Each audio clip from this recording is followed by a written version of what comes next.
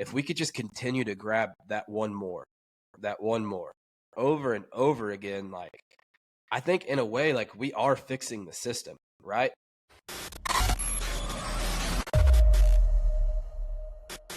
What's up, guys? Welcome back to another episode of Lead Well Wednesdays on the Tailboard Misfits podcast. Got another episode coming at you for the first Wednesday of April. Hopefully no bad jokes were played on you through April 1st. And we hope the year has been really good to you so far. Thanks again for all the support you've been giving us in this this show, specifically this new avenue that we've gone down with Lead Well Wednesdays. I feel like we've gotten a lot of good interaction with the episodes we've put out so far. And so we're looking forward to putting some new ones out for you in the future. Real quick, FDIC is coming up really, really quickly. So I just wanted to touch on that. Myself and Preston Lyons at the Lucas Oil Stadium Experience Thursday and Friday. Thursday is 1:30 to 2:15, and Friday is 10:45 to I think maybe 11:30. We'll be giving our presentation over Culture by Design. Fire Department Coffee will be there. Come get some coffee. Come hang out, ask some questions. And then Friday from 4 p.m. to 5 p.m., we'll be sitting on a panel called The Unpopular Opinion. And it's kind of like new school versus old school train of thoughts. And I'm sure there'll be some stuff about culture and tradition and stuff like that. So it should be a good time. Make sure if you're there, you come check it out. Come find me and hang out. So today we're going to be talking about how do we become successful, or how do we win inside of a broken system? A lot of times I feel like, I know Brad feels like, talking with different firemen, we just focus so much on trying to fix the system that really we don't have a large control over. And so really, what does it look like to focus on our circle of influence, our span of control, and really just trying to be a light in that system versus trying to fix it? And so Brad had sent me a podcast that I listened to earlier this morning. And so we're going to kind of hit on that, and I'm going to let Brad talk about the podcast and kind of the overall theme of what we're going to be talking about. Yeah. Good to be back on here, man. Talking about trying to find success when we feel like we're in a broken system. So a buddy of mine, a coworker, sent me this. Felt like it was really kind of practical and kind of putting words to something that's been floating around in our heads for a while. And I think we've done a decent job of kind of explaining it to folks and trying to create that influence around it. But it's a podcast with Dr. Deloney is his name. He sits in on some of the Dave Ramsey stuff, apparently. I haven't listened to any of that, but reputable guy. But he talks about this concept of really how to find peace or success or the pathway to success when working in a broken system. And he interviews a lot of people that are in the public safety arena, people that serve people. He's talking to, lawyers, pastors, doctors, and fire and EMS. That's our job, is to serve the public. And he kind of breaks this concept down. And again, like, to echo what you said, a lot of the times we find ourselves focusing on the things that are outside of our control. And anyways, he breaks it down in these two ways. How do you find success in a broken system or a challenging public safety job? And he says the first thing that you really have to do is have what he calls a robust life outside of the job. And how that I kind of put that into practical terms is whatever recharges your batteries, right? We've talked about that.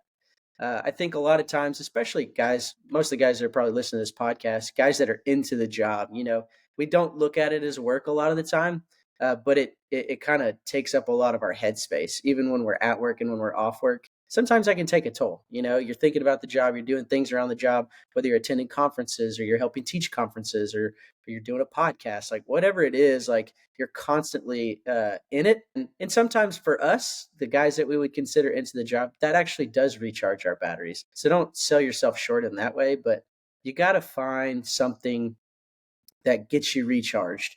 For some people, it's fishing. For some people, it's golf. For some people, it's reading or taking a walk or exercise or whatever it is for you.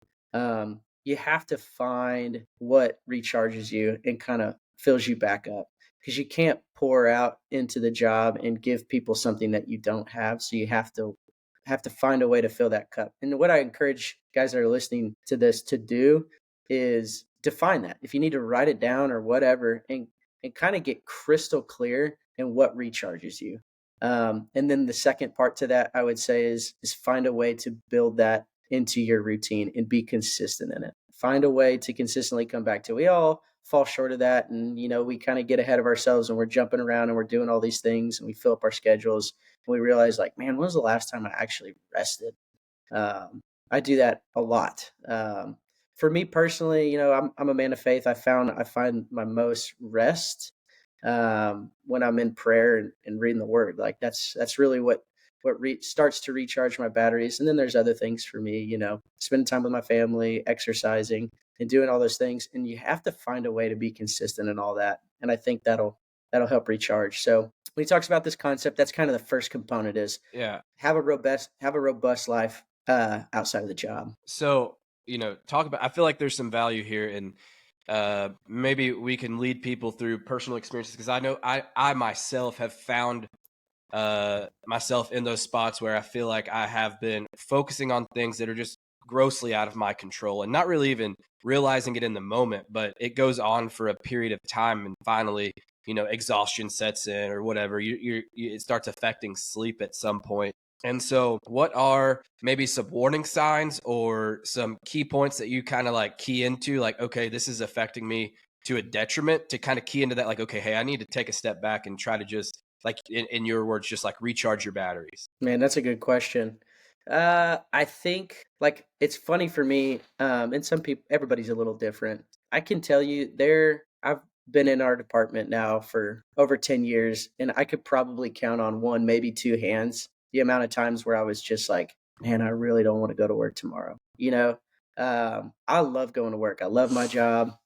So I would say probably the things that I start to cue in when I feel like I'm being stretched a little thin is when I come home from a tour and I just don't want to do anything. I have no desire to, do the honeydews that my wife's got for me, or, and it's sad to say, but like spend time with my kids. Like there's some times where I'm just like, man, I just need to like find a quiet space and just be alone and just come down. There's data, and they talk about cortisol levels. We're spun up when we're at work, and then that cortisol dump when we come off a shift, and it's just like kind of just feel drained. Because when we're at work, man, we're getting stuff done, we're spun up. So I feel like that's when I start to key into like, okay, I don't think I'm resting well. I don't think I'm recharging. I need to dig into those things. I need to start, for me, like I said, it's spending time in the Word. I read my Bible every day, but I'm gonna be honest, there's days that I miss. And there's times where at the end of the day, when I lay my head on the pillow, I'm like, how much did I talk to God today? How much did I pray today? And some days it's all day, and some days I'm like, man, I talked to God on the way to work this morning. I really haven't given a thought after that. And for me, again, that kind of is what revitalizes me, recharges me. But yeah, some warning signs. That's probably a key one, is coming off shift, but sometimes on shift, just like not wanting to quote unquote fight the good fight, whether it's just like something comes up, whether it's a personnel issue or it's whatever it is, a conversation, and I just don't feel like being engaged, or I just kind of, just passive. Those are kind of some of the warning signs for me when I'm like, okay, I feel like I'm probably stretching myself a little thin here, and I need to kind of take a step back and get in a headspace and kind of figure out, why am I feeling this way? Is there something that's going on at work? Maybe a new policy, maybe a new system, whatever it is that's kind of getting me in that weird place, and then address it and then combat it with those things. So. Yeah. See, I'm not the type of guy that will ever be able to say like, oh, I'm not going to lose sleep over it. Because that's typically where I start seeing the most, warning signs, if you will. My sleep just starts getting crappy. And most of the time it's just because I'm just thinking about all these things in my head before bed, have trouble going to sleep, and then really staying asleep. And just to echo everything you said, like, that's exactly the way that I would have explained that, like just getting off work and not really wanting to do much. And then on work, like I feel like we all, especially into the job fireman, we all have those things that we're like passionate about. And whatever it may be, search, whatever, fire attack, whatever we're going to call it. And I start noticing, like, even when those conversations come up, like I don't even want to partake. Like I don't even have the want to partake in a conversation about it. Like those are the Hmm. things that kind of like, okay, what's going on here? Like any other day I would have been chomping at the bit to be a part of that conversation, and I got up and walked out of the room, or whatever the case is.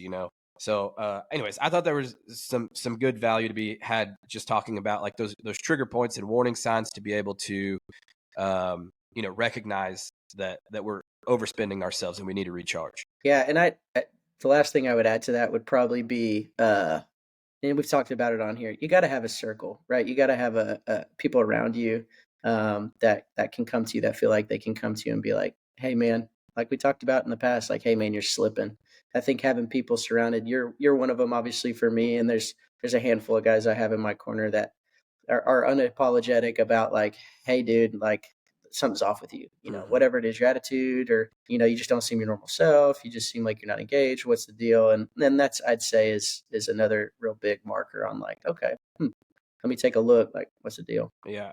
Yeah. So kind of moving into the next point, you said he made 2 points. The first one we just talked about, have like this robust home life, have something to recharge your batteries when you're not at work, to be able to get your mind right to get back into it. What was that next one? Yeah, and so the next part of that, he says it's like a double-sided coin. The first part, yeah, robust home life, and then the second part of that is kind of an epiphanal realization that he had. And one analogy that he used that we both talked about and really liked, he calls it the starfish analogy, which is an old story. Some of you may have heard of it. But the story goes, there's a guy and he's walking down the beach and he sees thousands of starfish on this beach. And he realizes these starfish, they're alive, and the longer they sit on this beach, they're going to start, dying. So he's walking down the beach and he picks up a starfish and he throws it back in the water, walks a little ways, grabs another one, throws it back in the water. And this guy on the beach sees him doing this and said, "Hey, man, that's a waste of time. You're wasting your time." And the guy says, "Not for that one." And I think there's a light switch moment that happens for us when we realize like we're in a system that we sense is broken, and we're not going to fix the system. There's no way that we can fix the system. And it's our job to realize like, hey man, there has to be a certain piece that kind of passes over you when you realize like, it's not my job to fix the system. It's my job to use my gifts, my talents, my abilities, my passions to just grab one more. Whether that's a guy in your company, whether it's a guy in your shift, in your department, and just have influence over that one guy or that one thing. We've all got different areas of influence within our departments, and finding where you can, be at peace with realizing I'm not going to fix my fire department. I'm not going to fix my crew. I'm not going to fix my officer, whatever the case may be. Like, just realizing those things are out of your control. And what are you responsible for that day, which is to control the controllables, to know what my circle of influence, my circle of responsibility is, and dig into that and be really good at that. Yeah. Yeah, and whenever we were talking about this earlier, I was sitting there thinking about it, and like, if there's an opportunity that I get to talk to, a newer fireman, and let's just say I'm limited on time or whatever, it's in passing, like, if there's one thing that I try to just relay to those guys is like that our job is important, right? Because I think as a, quote unquote, like into the job fireman, the first thing you have to realize is that not everybody is going to be as into the job as you are. Not everyone's going to seek out conferences and training, and not everyone's going to listen to podcasts. No one's going to do, you can't expect people to have the level of commitment that you have. And so one thing that I try to do is just like re-emphasize the mission, right? Of why we are here. Because I think at the end of the day, like training and everything like that, like as long as you have your mindset right when it comes to the mission and why we're here, why we do what we do, like you can really wrap your head around a lot more stuff. You start seeing the importance of the daily training that you're doing. You start seeing the importance of getting a mask up drill in or stretching off the rig every day. And I really try to take that stance with newer firemen because it's a short amount of time. And realistically speaking, like you could give them some profound speech of why we do what we do and how it's important, but like you can make it super short and sweet. And when you talk about like the concept of just one more, like the more people that, just say myself, the more people that I can talk to and give them that, speech of, hey, what we do is important and why we train like is important and all of this stuff. Like that's just one more person that hopefully we can shift their mindset to just think like we should be thinking on our job. And so I think that leads into a conversation of mentorship and really just growing your circle of influence. And so I'm going to kind of put you on the spot. So we all understand, and hopefully understand, like, we have this circle of influence that we have daily, right? Like, you have your circle of influence, I have mine, and it's those people that you have direct influence with. You could go to them, they value your opinion. They could come to you, you value theirs, and talk about just adding just that one more person to that circle of influence, and the importance of just continuing to grow it. Yeah, that's a good question. I'll tell you my personal experience with that has been very much organic. I don't think there's been a lot of intentionality behind finding some quote unquote finding somebody to mentor. I think when I look at it from more of a I don't know, spiritual, divine position, which is like God is going to put people in your paths based on the mission that He's charged you with, right? And I think that's more specific to your life in general. That pertains to you on the job.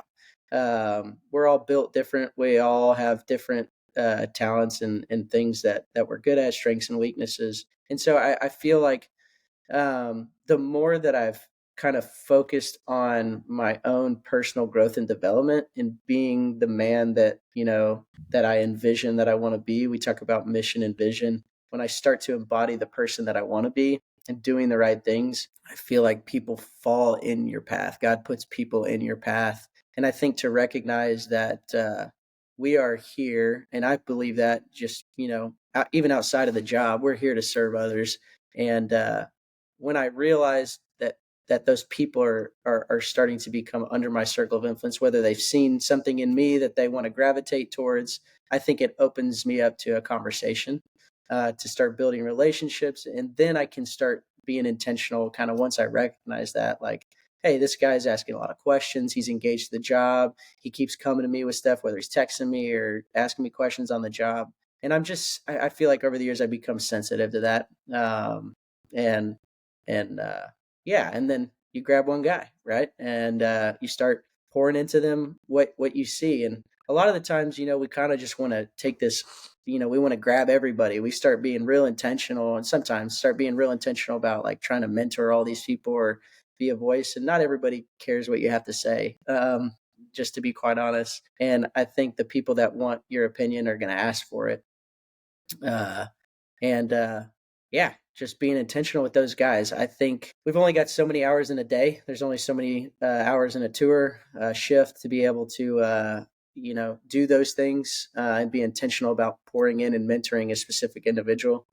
And I think when you figure out who those guys are that are wanting that, you can pour into them. We've said it on here before, but the Bible says, do not cast your pearls before swine. That sounds a little brutal, but what is that basically saying? It's saying like you've got knowledge and wisdom that you want to impart on people, but not everybody's ready to hear it and not everybody's going to receive it. So by you telling them something that they're not ready for or don't really care to hear, you're casting your wisdom before upon deaf ears. It's not going to be received. So really, if you look at it from a selfless standpoint, you're actually wasting their time, not just wasting yours. So people that are ready to hear it are going to be open to that conversation. And when those people come in your path, then you can sink your time into those specific individuals, right? And make your time and their time worth it. So Yeah, and I love like learning about like leadership and like leadership principles and like really I know I've said it a million times to the point where I'm just going to stop saying it, but like I listen to and read John Maxwell a lot, right? And his definition of leadership, like that's what I believe leadership is. It's influence. And once you start kind of learning the power of influence, right? Like it's hard to even put into words like what happens whenever you start seeing the fruits of just growing that influence with people.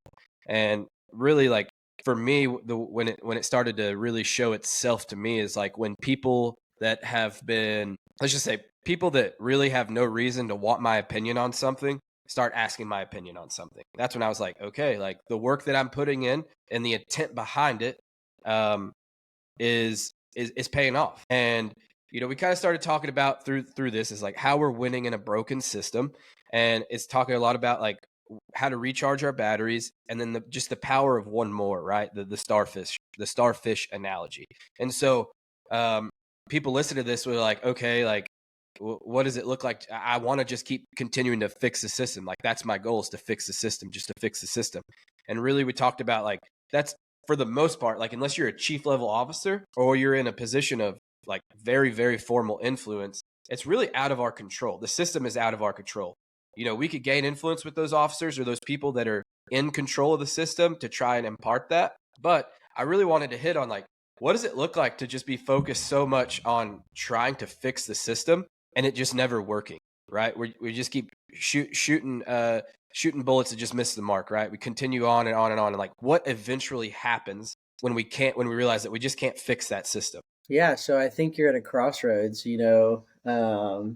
I think every fireman that comes in with good intentions and wants to be a good fireman and wants to be into the job engaged goes through what we would call an existential crisis at some point in their career.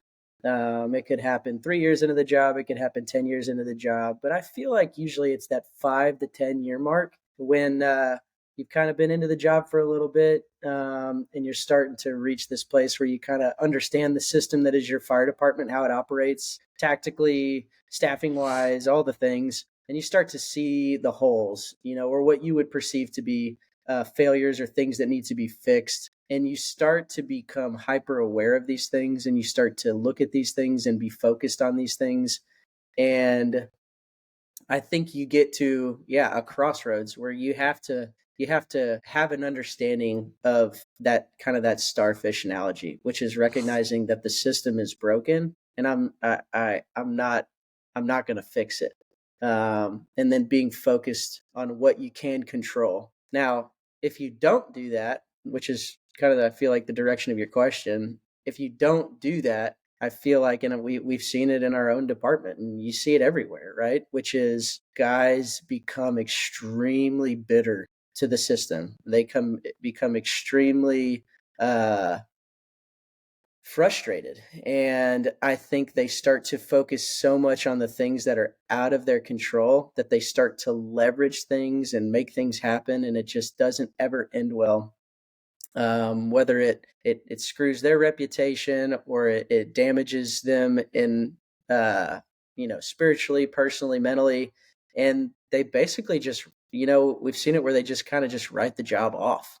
They get to a point where they're like, well, if I can't fix it, then whatever, and it just becomes a job, right? A job. That's it. Like they don't care. They're going to show up, punch the time clock, and then go home and never think about the fire service on their 4 days off, and dread coming into work the next day. The whole retired on duty mentality, with little tenure.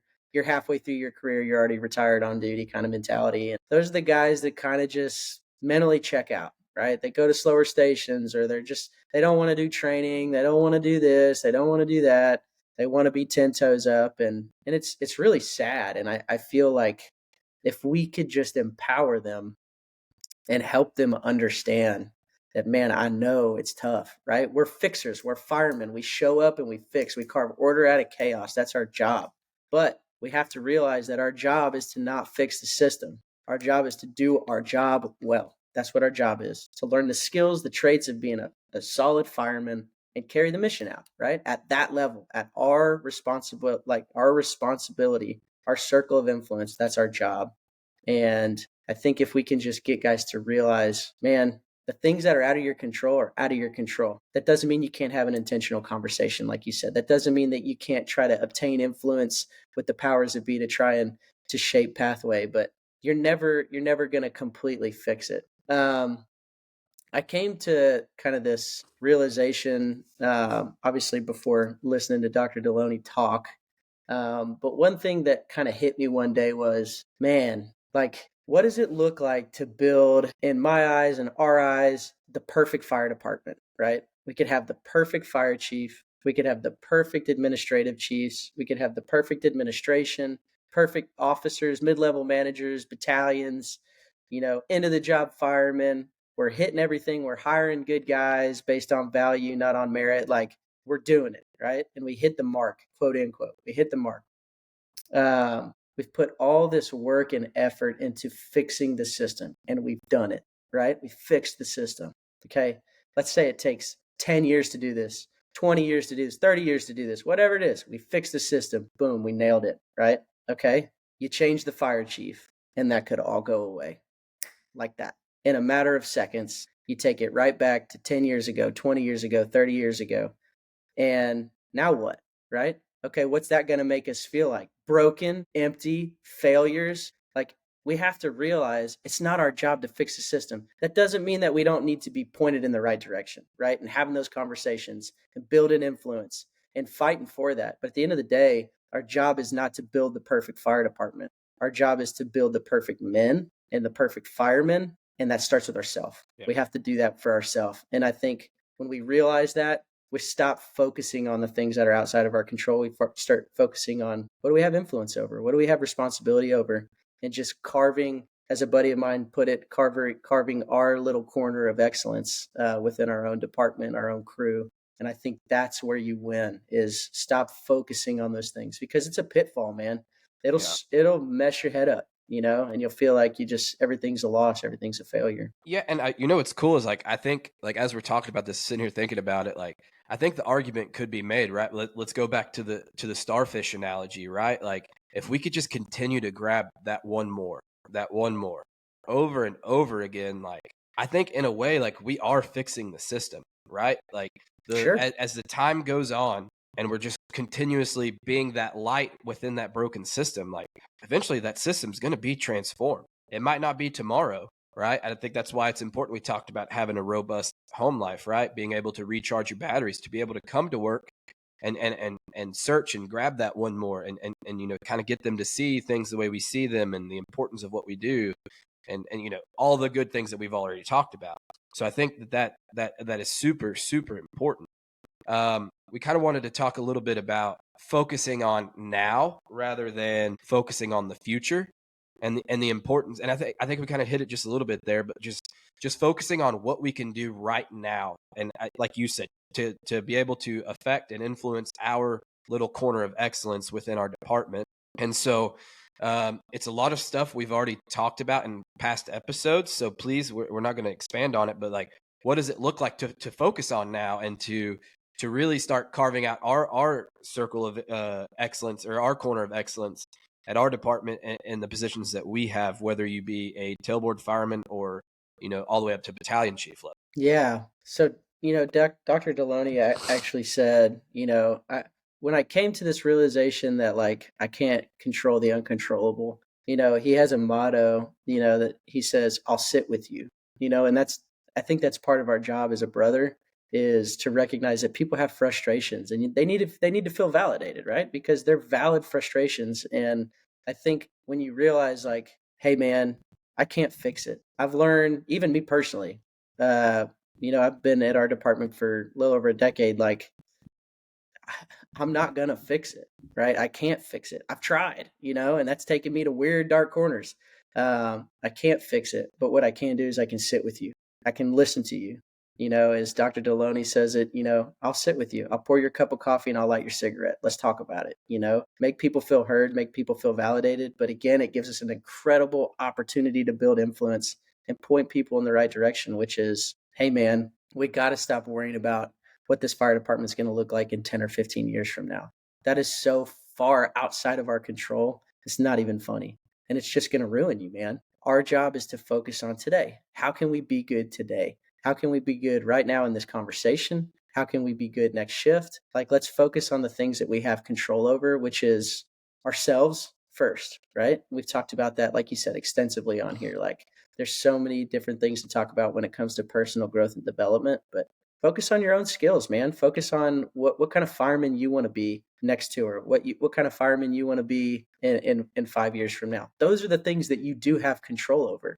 And when we focus there, that's where we start to gather influence. That's where we start to gather the right mindset, and we start pointing ourselves in the right direction. And just being an encouragement to people in that way, I think, is how we win. That's how we win. It's just being, what's the quote, I told you, a few weeks ago was, we're just We're brothers. We're a group of men, and we surround ourselves by other men that help us remember who we're supposed to be when we tend to forget, because we all forget. We always get focused on the things that are outside of our control because we're fixers, and it's our responsibility as brothers to remind ourselves, hey, man, that's not our job. That's not your job. You're not the fire chief. You're not the officer. You're not the driver. You're a fireman. You're a driver. You're a captain. Focus on the things that we can control, and let's win today Yeah. instead of worrying about winning in 5 years from now. Yeah. And I think two of the most important things that we can do for ourselves when it comes to winning is just showing up with the right attitude and having an overall good what do the kids say now? Like have a positive aura. Like you gotta have you gotta have positive Okay. aura. You Okay. gotta All have right. positive aura. And just a good attitude when you show up to work, right? Because attitudes are infectious, dude. Like Yeah. you show up to work and you see your boy in a down negative attitude. Well, like that's your job, like you said, to go remind them of who they are and why we're here. And I'm not saying everyone's going to have a bad day and everyone's entitled to a bad day every now and then, but if you see those trends, like it's your job to show up with a positive attitude to work every single day. And at this point, like I'm preaching to the choir. I know you and myself both have showed up to work with bad attitudes in the past. I'm not saying that. Never. Yeah. Never. Um, but it's our job to show up with a positive attitude and and just carry yourselves like you're ready to be here, you're ready to serve people. And I think that alone will grow your circle of influence. It'll add to your little cut of excellence, your corner of excellence, which I love, by the way. And it just overall just adds so much positivity to the direction that you want to go.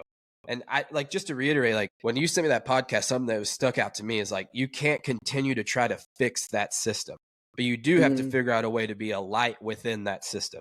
Like I think that's it. that's exactly what he said, and I loved that so much. And I think that's one of the most important things that we can realize because, like I said at the beginning, I talk to a lot of firemen from all over, and firemen all over are frustrated, maybe not necessarily with their department in a whole, but with the way that something is being handled or, a system that they have in place they believe is broken. And they have this idea to fix it. It's not being accepted or implemented or whatever the case is. And I think if we could just wrap our heads around like, man, unless it is your job to fix a broken system as far as being in charge of something, like it's not your job to fix it. It's your job to be the light within it. And I thought that was so profound to be able to just have that light bulb moment, right? I told you like I've allowed some stress to accumulate in my life recently to just kind of put me down. And I had that realization in the last few days, like, okay, like I'm focusing on stuff that is way so far, like it's out of it's out of your control, much less mine, right? Like I just had to take a breather from it because it's starting to affect me negatively. And I think we all go through seasons within that.